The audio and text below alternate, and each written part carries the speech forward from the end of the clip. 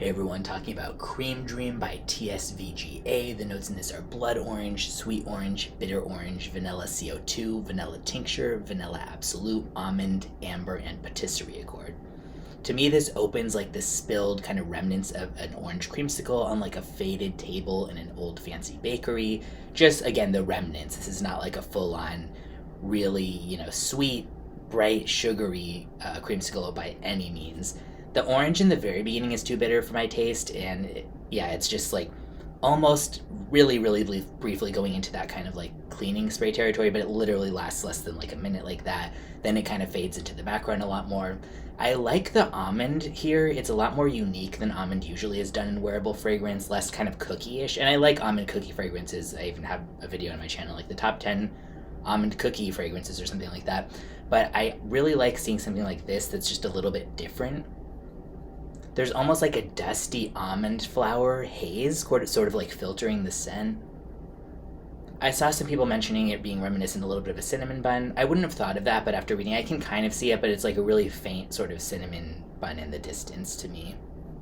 At first I thought it was okay, just like, okay, yeah, it's fine, but not what I expected. One, I thought it was going to be a lot kind of like sweeter and brighter, and I don't like to really wear super gourmand stuff, so it's not a problem for me that it isn't, but it just felt really kind of like lackluster at first.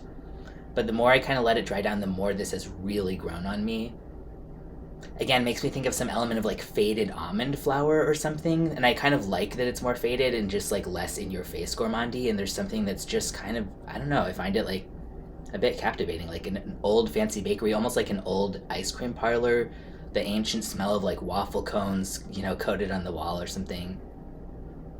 Yeah, it might sound weird, but I think it's cool that it's totally kind of gourmandy in a way, but also not at all at the same time. This has good longevity and projection. I sprayed this 20 hours ago, and it's still very active on the test strip. It lasted a long time when I tested on my skin as well. This goes for $159 for a 30 ml. On my first test of it, I was kind of like, no, I don't think that's worth paying for. It's made with really high quality ingredients. The perfumer who does this is great. Everything by TSVGA is usually really interesting, kind of unique and well done.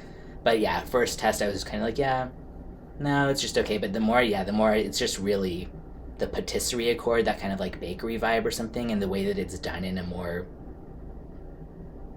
and like not the usual way, not cliche at all, and also more subtle. So just something about this is really unique and interesting, despite that it just doesn't come across like that maybe when you first smell it. But I really like the dry down. I would say very unisex. And again, looking at those notes, you would be thinking just like, oh, this is going to be such a gourmand, so many types of vanilla, like all this orange and almond and amber and bakery. But it's just not like that at all. And I really like the way it is with that. Yeah, there was some fresh cookies sitting here maybe quite a while ago with like some drops of a spilled orange creamsicle. Faded vibe, something about it is just really interesting, so I'll have to give this more wears as well. I'll put a link in the description where you can get a bottle or a sample if you want to check it out, and I definitely recommend checking out anything by TSVGA in general. Everything I've tried from them has been really high quality and yeah, pretty interesting.